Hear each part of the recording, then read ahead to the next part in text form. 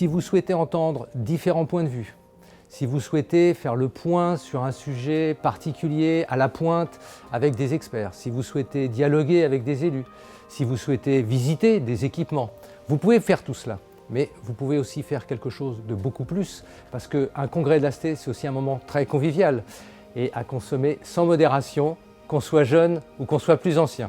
C'est important d'avoir ces moments d'échange, de partage, avec des personnes venues d'horizons très différents, de toute la France, du public, du privé, des universitaires, des ingénieurs. L'intérêt de la rencontre entre professionnels n'est plus à démontrer. Les adhérents et les non-adhérents de l'AST viennent aussi au congrès de l'AST pour pouvoir se rencontrer et échanger sur des pratiques et tisser des partenariats et tout simplement, j'allais dire, tous grandir sur les sujets qui nous préoccupent. Et qu'être présent, c'est avoir plus de chances de monter dans le train et de rester à la pointe dans nos métiers avec ce bouleversement et cette révolution qui s'annonce. Il faudrait aller à ce congrès pour ne pas le regretter plus tard d'avoir été absent.